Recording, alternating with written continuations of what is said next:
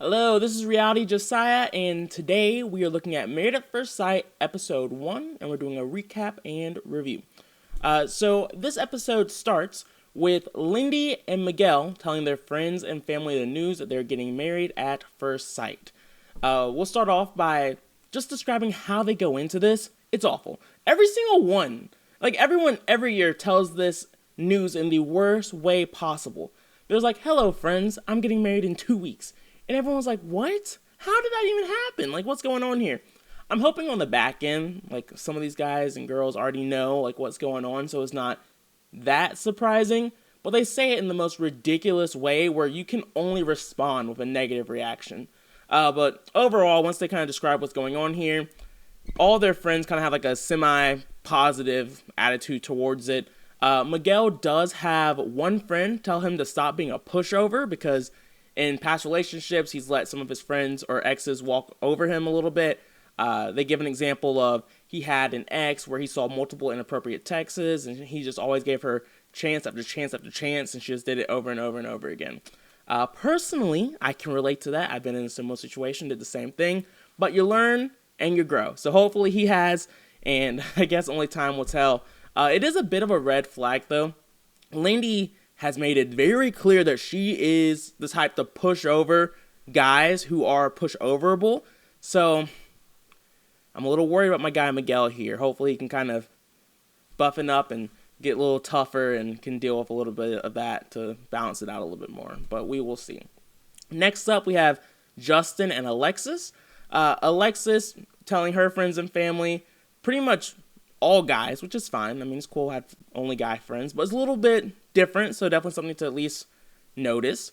Her friends tell her that she needs to work on her delivery style. She can be a little bit too intense at times.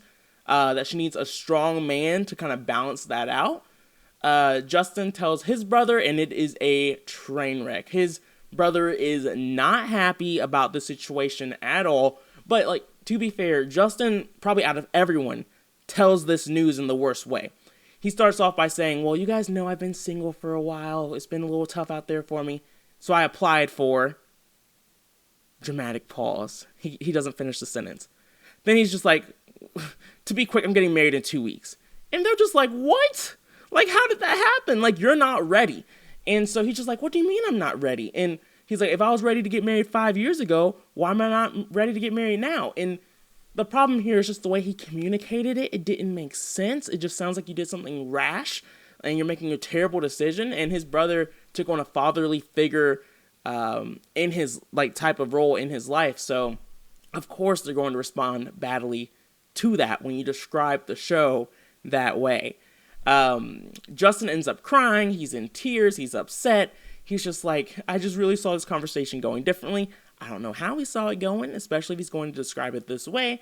But, you know, to each their own. I love Justin. He's a big softie, so hopefully they can figure it out. But right now, they are on rough terms, and his brother and his wife are not very supportive of this situation. Moving on to Kristen and Mitch. They tell their friends and family, pretty much everyone's supportive of this. There isn't anything that really stands out here. Besides Kristen just being a total weirdo here, Kristen says that she's waiting until the day of the wedding to tell her father that she's getting married. She says she's going to tell her dad to dress up. I don't think production pushed this on her, but I'm sure they didn't talk her out of it when they told her this, because this is stupid from a normal day-to-day type of relationship, especially since she's a daddy's girl. Like, how do you have a strong relationship with someone and you don't tell them you're getting married until the day of? That makes no sense.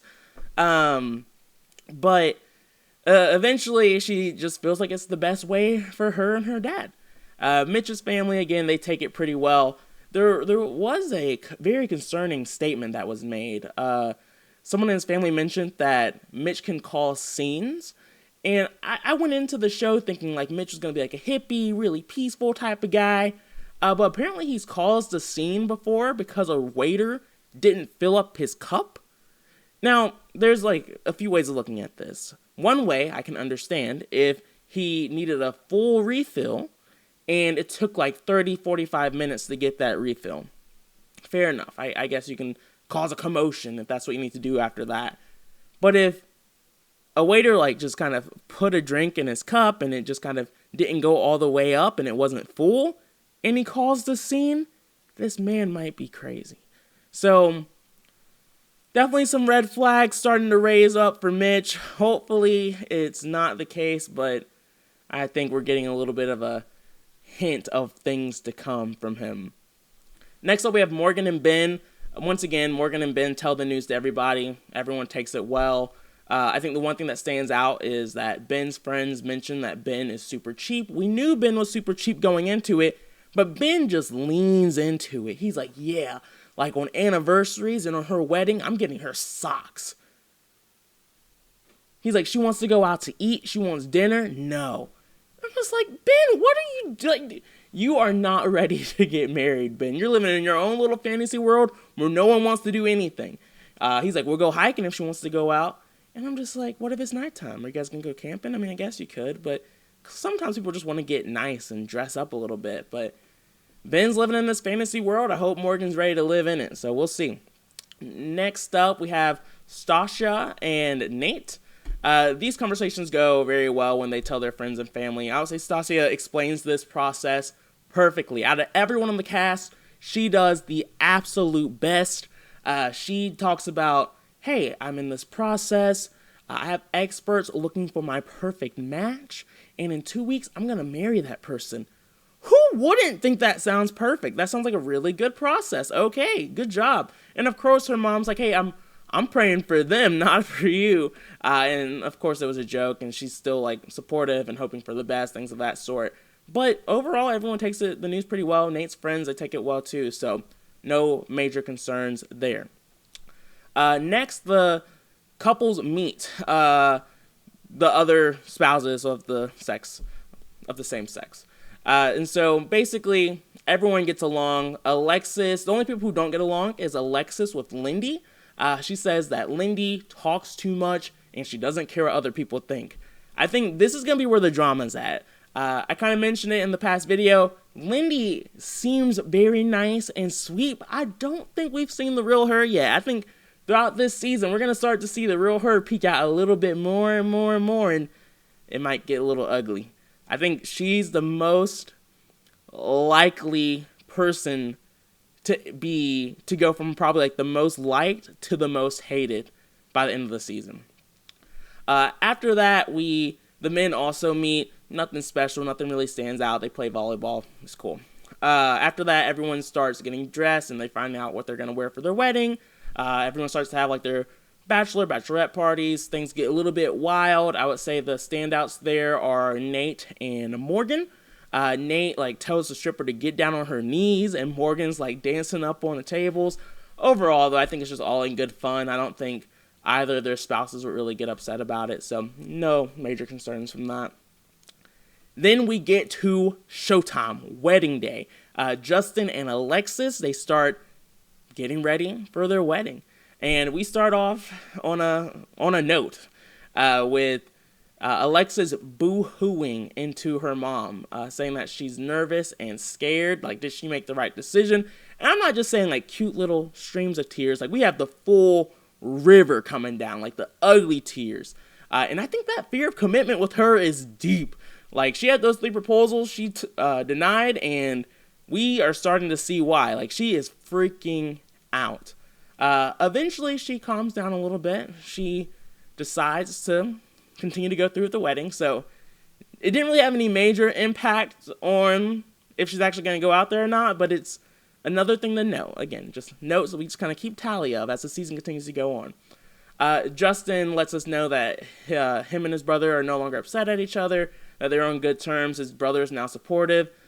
Personally, I feel like Justin's brother has taken on that dad role in his life, and he's really just trying to help make sure that Justin isn't making bad decisions. He's trying to make sure that he's going down the right path and pushing him and making him question his own thought processes. And at the end of the day, as long as they can still come together after doing that, I think that's a positive person to have in your life. So I'm happy that they were able to bring it all together and that he was there on the wedding day and super supportive of it and things of that sort.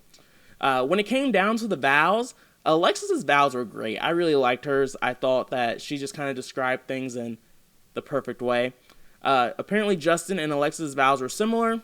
I didn't really see it, but Alexis mentioned that they must have Googled the same thing, so that was funny. They have a really nice banter, like the way they communicated with each other and made jokes, things like that, back and forth.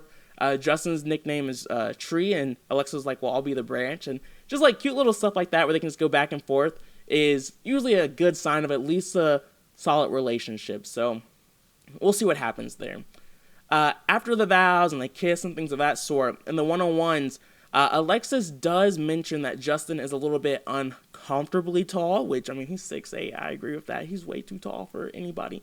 But at least, hopefully, they can make it work. She had to ask him to stop giving her high fives because she thought it was super corny, and he was doing high fives all the time, like, yes, girl. And he said that. And he did it like throughout the wedding itself and even afterwards. And it was a little bit friendly. And so I think she was just like, hey, can we calm down with that? And he was like, yeah, I can work on that. Which is a good response. Like, he didn't take it too personally, which is a good sign that he might not be too sensitive, which is something that I was worried about with him coming in. But she did mention that overall she feels comfortable with him and she really does feel like this relationship has a chance. So that's honestly all you want after wedding day. Justin said, hey, I'm now stuck, pointing at his ring finger. And he's like, I want to be stuck. So overall, I think they're going to have fun. I'm excited to see what happens with this relationship. Next week, we're going to see all the weddings, and hopefully there's a little bit of drama to keep things interesting. So, yeah, we'll see.